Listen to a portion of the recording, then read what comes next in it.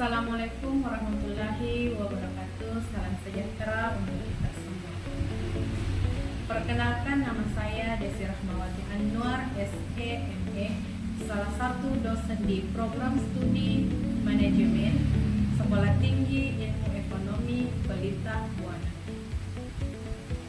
Saat ini saya dalam proses mengikuti sertifikasi dosen gelombang 1 yang diselenggarakan oleh Kemendikti-Saintek tahun 2025. Saya akan melakukan penyusunan dokumen pernyataan diri dosen dalam unjuk kerja Tridharma Perguruan Tinggi atau PDD UKT PT. Pada kesempatan ini, saya akan memaparkan salah satu mata kuliah yang saya ampuh, yaitu Ekonomi dan Bisnis Syariah. Saya mengajarkan mata kuliah Ekonomi dan Bisnis Syariah pada semester ganjil, yaitu semester 3 dengan bobot 3 SKS. Adapun deskripsi mata kuliah Ekonomi dan Bisnis Syariah yaitu Ekonomi dan Bisnis Syariah merupakan mata kuliah yang membahas konsep-konsep dasar ekonomi dan bisnis dalam perspektif Islam yang bersumber dari Al-Quran, hadis, dan ijma' para ulama, serta aplikasinya dalam konteks ekonomi kontemporer. Jadi mahasiswa akan mempelajari prinsip dasar ekonomi syariah, perbandingan dengan sistem ekonomi kapitalis dan sosialis, mekanisme pasar, distribusi, produksi, konsumsi, serta sistem keuangan syariah, serta etika bisnis Islam yang relevan dengan pengembangan kewirausahaan atau syariah entrepreneurship. Mata kuliah ini mendukung penguatan kompetensi manajerial berbasis nilai spiritual, kearifan lokal, dan daya saing global. Perkuliahan Ekonomi dan Bisnis Syariah diselenggarakan dengan pendekatan DIA atau Delivery, Interaction, dan Assessment. Delivery menyampaikan materi dilakukan secara sistematis melalui ceramah interaktif, diskusi, serta penggunaan media pembelajaran digital yang bertujuan menunjukkan kemampuan dosen dalam mengelola pembelajaran yang sistematis, komunikatif, dan sesuai dengan karakteristik mahasiswa. Interaction mendorong partisipasi aktif mahasiswa melalui tanya jawab, forum diskusi, studi kasus, dan kerja kelompok dengan tujuan meningkatkan keterlibatan aktif mahasiswa dan menciptakan proses pembelajaran yang bermakna dan logis.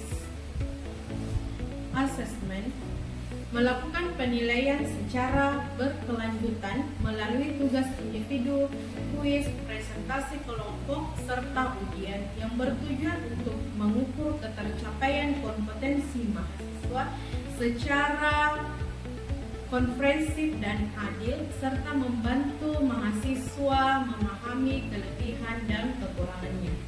Untuk capaian pembelajaran lulusan, yaitu CPL 1 menginternalisasi nilai, norma, dan etika akademik, CPL 2 P3 menguasai teori ekonomi syariah dan penerapannya dalam pengelolaan bisnis, CPL 3 KU2 mampu menerapkan pemikiran logis, kritis, sistematis, terukur, dan inovatif dalam pengembangan dan penerapan ilmu ekonomi dan bisnis syariah dalam kehidupan masyarakat. CPL 4 KK3 mampu menganalisis dan menyusun solusi terhadap isu ekonomi dan bisnis berbasis syariah. Untuk capaian pembelajaran mata kuliah atau CPMK, yang pertama, mahasiswa mampu menjelaskan perbedaan konsep ekonomi syariah dan ekonomi konvensional. CPMK 2 menjabarkan prinsip-prinsip dan mekanisme ekonomi syariah serta sistem bisnis syariah.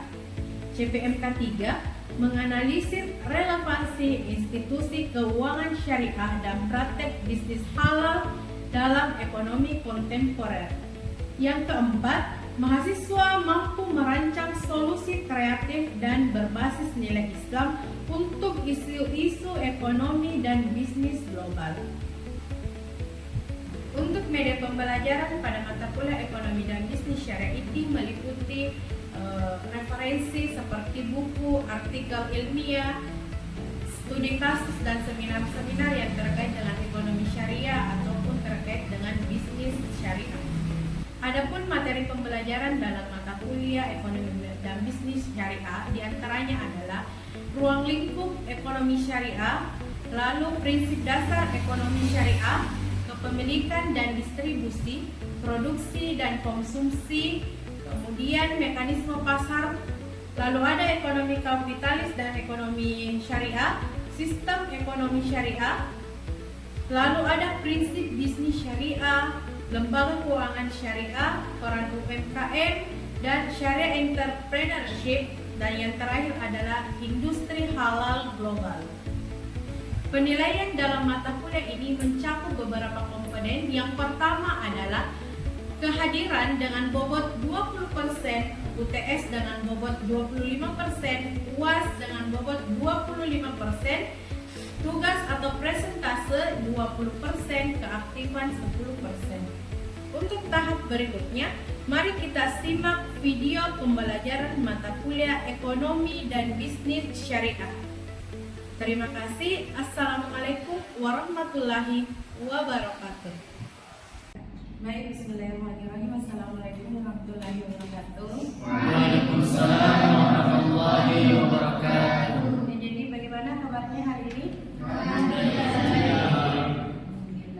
Ya baik, jadi hari ini sudah pertemuan ke-6 ya dalam mata kuliah ekonomi dan bisnis syariah.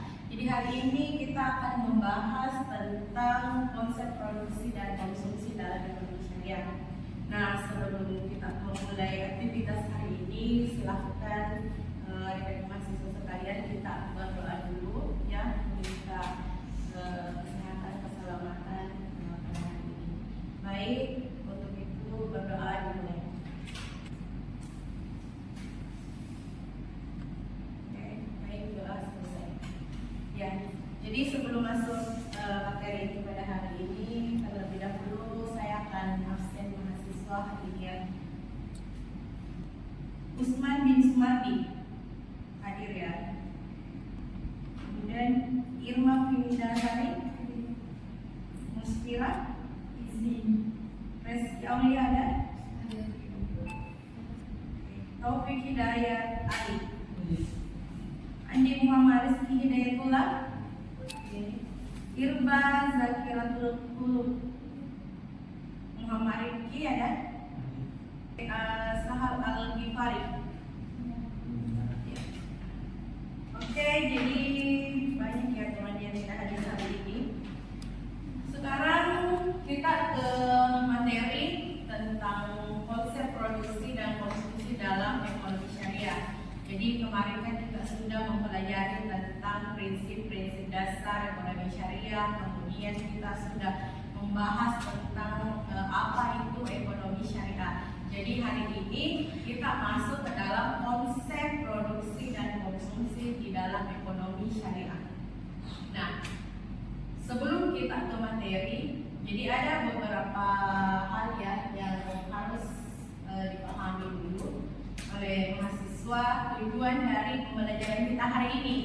Jadi mahasiswa harus memahami dulu apa yang akan kita dapatkan hari ini ya. Yang pertama itu mahasiswa itu harus memahami konsep dasar produksi dan konsumsi di dalam ekonomi syariah. Jadi ada di atas memahami konsep dasar produksi dan konsumsi di dalam ekonomi syariah, kemudian menganalisis prinsip-prinsip syariah yang mengatur tentang produksi dan konsumsi beserta dengan tujuannya ya. Jadi diperhatikan di atas. Yang ketiga adalah mengevaluasi praktik produksi dan konsumsi modern dalam perspektif Islam dan mampu membedakan apa itu produksi dan konsumsi di dalam Islam dan secara konvensional. Jadi berbicara tentang produksi di dalam ekonomi syariah. Jadi kita harus paham dulu seperti apa sebenarnya produksi di dalam ekonomi syariah. Karena kan yang kita pahami bahwa produksi itu menghasilkan barang kemudian dijual, ya. Jadi bisa dilihat di atas. Jadi produksi dalam ekonomi syariah adalah segala aktivitas menciptakan atau meningkatkan nilai guna barang atau jasa yang dilakukan dengan nilai ibadah dalam batas halal dan thayyib, ya, guna mencapai kemaslahatan umat dan ridha Allah Subhanahu wa taala. Jadi ada hal yang membedakan ciri khas antara produksi di dalam ekonomi syariah, ya, dan ekonomi konvensional. Produksi dalam ekonomi syariah itu terdapat di dalam Al-Quran atau Quran surah Al-Mulk, ya, ayat 15, yaitu dialah Allah yang menjadikan bumi itu mudah bagi kamu, maka berjalanlah di segala penjuru dan makanlah dari rezekinya. Jadi Allah sudah menyiapkan segalanya sebenarnya, ya, sudah menyiapkan semua hal untuk kita gunakan di dunia ini. Jadi sisa bagaimana kita memanfaatkan apa yang telah Allah berikan, ya. Selanjutnya adalah prinsip produksi di dalam Islam. Bisa dilihat di atas, jelas ya. Jadi ada prinsip yang harus kita tahu. Produksi dalam ekonomi syariah itu berlandaskan atas beberapa prinsip. Jadi produksi dalam ekonomi syariah itu harus berlandaskan pada 5 prinsip ini: halal dan thayyib, kemudian ada ihsan dan ada amanah, yaitu dikerjakan dengan profesional, jujur dan bertanggung jawab, ya. Kemudian ada maslahah dan keadilan, bertujuan menciptakan manfaat yang seluas-luasnya, bukan hanya sekedar profit. Jadi kita di dalam konsumen muslim, ya, atau di dalam memproduksi, kita tidak hanya berpikir tentang keuntungan, ya, tetapi kita harus berpikir tentang apakah yang kita produksi ini bermanfaat baik untuk masyarakat atau tidak. Jadi kita posisinya di sana. Jadi kalau misalnya diproduksi di dalam ekonomi konvensional, mereka itu hanya mengejar profit atau keuntungan, mau itu baik atau tidak. Ketika dia menguntungkan, maka tetap akan diproduksi, ya, tetap akan diproduksi. Kemudian ada maslahah dan keadilan. Nah, maslahah dan keadilan itu bertujuan menciptakan manfaat seluas-luasnya, bukan hanya sekedar profitnya. Kemudian ada anti israf dan anti eksploitasi, jadi menghindari overproduksi yang merusak alam dan eksploitasi manusia. Nah, biasa kan kita dengar ada pengerukan gunung, ya, itu kan merusak alam, ya, jadi itu sebenarnya tidak boleh. Jadi makanya kita harus pintar-pintar mencari peluang bisnis atau produksi produksi barang atau jasa yang tidak merugikan lingkungan, ya, tidak menjadikan sesuatu menjadi langka. Jadi tidak boleh overproduksi. Kemudian prinsip selanjutnya adalah berorientasi jangka panjang, jadi menjaga keberlanjutan sumber daya alam sebagai bentuk dari amanah. Contohnya saja biasanya di Kalimantan, ya, kita kan kenal Kalimantan itu sebagai paru-paru dunia, ya, tapi sekarang kan banyak ditebang, ya, pohon yang ada di sana. Jadi itu bisa merusak ekosistem biota hewan yang ada di sana, ya. Jadi solusi kita itu tidak merusak alam demi keuntungan sendiri, ya. Jadi jangan merugikan orang lain demi keuntungan sendiri. Jadi itu tidak boleh di dalam ekonomi syariah, utamanya di dalam produksi. Jadi selanjutnya adalah tujuan dari produksi. Nah, tujuan dari produksi adalah memenuhi kebutuhan hidup manusia secara seimbang antara dunia dan akhirat. Kemudian mendukung distribusi kekayaan yang adil, meningkatkan kualitas hidup masyarakat dengan memperhatikan maqasid syariah, ya. Jadi artinya maqasid syariah itu menjaga akal, menjaga jiwa, menjaga harta, ya, menjaga keturunan. Jadi ada 5, ya. Kemudian menghindari dominasi pasar oleh barang yang spekulatif, haram dan merusak. Jadi kita bisa melihat contoh penerapan produksi, ya, berdasarkan ekonomi syariah. Kalian pasti sering mendengar tentang industri halal, ya. kalian pasti sering mendengar produk halal, ya. Jadi itu termasuk dalam penerapan produksi. Contohnya di produk makanan, minuman, kosmetik, farmasi itu biasanya kita lihat ada label halalnya, ya. Seperti contohnya seperti air ini. Jadi air ini ada label halalnya, ya. Jadi ini termasuk dari contoh penerapan produksi menurut ekonomi syariah. Ya, jadi ada label halal. Silahkan ada mungkin ada yang bertanya. Ya, jadi silahkan ya. Saya bertanya. Ya, silahkan. Bagaimana pandangan ekonomi Islam itu terhadap produksi barang mewah yang hanya bisa diakses oleh kalangan elit? Oke, jadi bagus ya pertanyaannya. Jadi ini terkait dengan produksi barang mewah dan biasanya di kalangan konsumen atau di kalangan artis, di kalangan orang-orang mentereng, ya. Jadi sebenarnya di dalam ekonomi Islam produksi barang-barang mewah itu tidak jadi masalah, ya, karena memang ada yang membutuhkan. Jadi istilahnya ada harga, ada kualitas. Jadi di dalam Islam selama itu tidak menjadi hal misalnya membunuh kekayaan, tidak mengeksploitasi, tidak menimbun kekayaan, itu tidak jadi masalah. Ya, jadi tidak apa-apa. Di dalam ekonomi Islam itu tidak apa-apa kita untuk memproduksi barang mewah. Oke, masih ada? Masih ada pertanyaan? Oke, baik. Kita lanjut ke pembahasan selanjutnya. Oke, jadi konsumsi dalam ekonomi syariah bisa dilihat di atas. Penggunaan harta atau jasa untuk memenuhi kebutuhan hidup dilakukan dalam koridor halal, tidak berlebihan dan dengan tanggung jawab sosial. Ya, jadi ketika mengkonsumsi sesuatu kita memang dilarang untuk berlebihan. Ya, pasti kita sudah memahami bahwa sesuatu yang berlebihan itu adalah sesuatu yang tidak baik. Oke, sesuatu yang tidak baik. Nah, di sini dijelaskan juga dalam Quran surah Al-A'raf ayat 31, makanlah dan minumlah dan janganlah berlebih-lebihan. Sesungguhnya Allah tidak menyukai orang yang berlebih-lebihan. Jadi tidak boleh yang berlebih-lebihan dalam mengonsumsi sesuatu. Oke, selanjutnya adalah prinsip konsumsi dalam Islam. Ya, jadi ada beberapa yang harus juga kita ketahui. Tadi kan sudah prinsip produksi itu seperti apa. Kemudian ada prinsip konsumsi.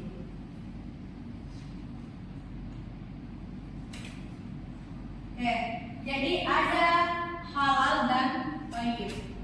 Nah, biasanya ini kan kalau misalnya halal dan thayyib, makanan dan barang yang dikonsumsi harus berasal dari sumber yang dibenarkan, ya. Jadi jelas sumbernya. Nah, biasa kita dengarkan halal belum tentu thayyib, tapi thayyib sudah pasti halal. Nah, contohnya seperti ini. Misalnya ya, gula itu kan halal, ya. Tetapi ketika gula dikonsumsi oleh orang yang diabetes, itu akan merusak.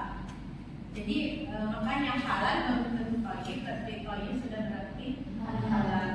Jadi prinsip konsumsi dalam Islam itu halal dan makanya halal dan thayyib, ya. Karena ada orang yang makan makanan yang halal, tetapi ketika dia makannya sakit itu tidak thayyib lagi, ya. Dia halal tapi tidak thayyib. Kemudian ghanah dan tawazun atau konsumsi sesuai kebutuhan, tidak boros dan tidak kikir. Jadi kan biasa ya kita kalau misalnya mengonsumsi sesuatu atau melihat sesuatu, melihat tampilan itu kayak enak, ya, tetapi belum tentu kalian suka atau kalian makan. Jadi prinsip konsumsi dalam Islam itu ghanah dan tawazun adalah kalian belilah atau makan sesuatu sesuai kebutuhan. Contohnya ini biasanya banyak oleh perempuan, ya, dipelopor oleh perempuan. Biasanya kita kalau tampilannya sudah bagus, ya, sudah beli, ternyata tidak disukai sekali dibeli. Itu di dalam ekonomi konsumsi, di dalam ekonomi syariah itu tidak dibenarkan, ya. Jangan boros. Kemudian tidak menimbulkan membahayakan diri sendiri atau orang lain, ya. Jadi apa yang kalian konsumsi, ya itu tidak boleh membahayakan diri sendiri. Kenapa? Karena itu akan merugikan diri kalian. Jadi tidak boleh. Lalu ada tanggung jawab sosial dan moral. Jadi konsumsi harus memperhatikan dampak terhadap lingkungan dan masyarakat.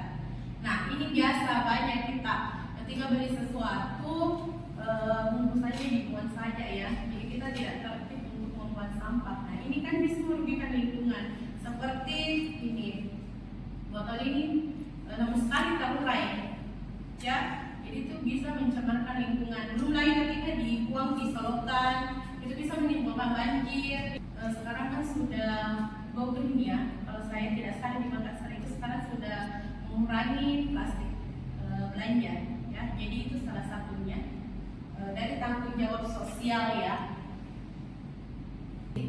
Ya, bisa diperhatikan. Tujuan konsumsi yang pertama adalah menjaga kesehatan jasmani dan rohani. Ya, namanya konsumsi misalnya kita makan kan hidup untuk menjaga kesehatan. Kemudian mendekatkan diri kepada Allah melalui konsumsi yang bersyukur. Artinya apa yang ada kita syukuri. Kemudian mengurangi disparitas sosial dengan berbagi. Jadi konsumsi biasanya kita ada ya program-program berbagi makanan di jalan atau di berkah dan lain sebagainya. Kemudian mendorong pertumbuhan sektor ekonomi halal, ya. Jadi sekarang kita itu kan selalu berpikir bahwa kita harus mengkonsumsi sesuatu yang halal. Jadi kepercayaan halal itu ada ketika kita melihat label halal dalam satu kemasan. Itu akan lebih mempengaruhi kita untuk membeli dibandingkan dengan sesuatu yang memang tidak ada label halalnya, ya. Ya, jadi contoh penerapannya, ya, bisa dilihat itu gerakan konsumen sadar halal dan etis. Jadi konsumen memilih produk dengan sertifikat halal, ramah lingkungan dan berkelanjutan. Ada yang pernah ke pasar Ciduk? Ada? Sering? Ya. Di sana bagaimana? Apakah UMKM-nya sudah ada label halal yang tidak? Sebagian, ya. Nah, kalian lebih memilih belanja di sana yang ada label halalnya atau yang tidak? Ya. Jadi itu namanya adalah sistem kepercayaan, ya. Jadi kita lebih berpikir bahwa yang ada label halalnya, ya, lebih baik kita di situ beli. Kenapa? Karena sudah ada labelnya, ya, sudah ada yang menjadikan kita percaya bahwa ini sudah halal, karena sudah ada labelnya. Jadi di sini bisa dilihat, ya, perbedaan produksi dan konsumsi di dalam ekonomi syariah dan di dalam ekonomi konvensional, ya. Jadi bisa kalian perhatikan di atas, misalnya kita dari aspek tujuannya.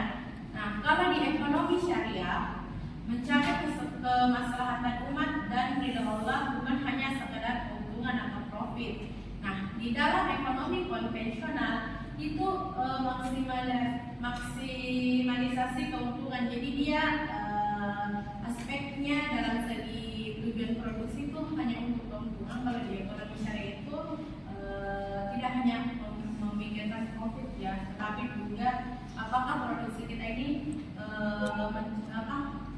mencapai kemaslahatan atau tidak. Kemudian ada landasan ketiga. Kalau di ekonomi syariah itu berlandaskan pada Al-Quran, hadis. Kalau di ekonomi konvensional itu dia rasional, ya.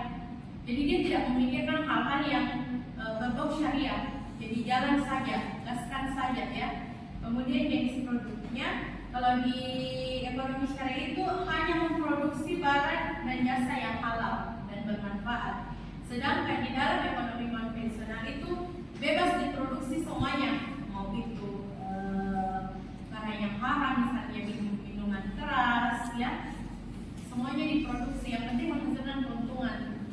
Dia tidak mementingkan tentang bagaimana kesehatan dari konsumennya, ya. Kemudian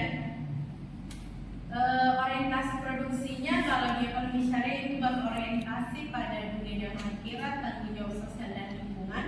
Kalau di orientasi produk ekonomi konvensional itu hanya memikirkan duniawi, efisiensi dan akumulasi modal.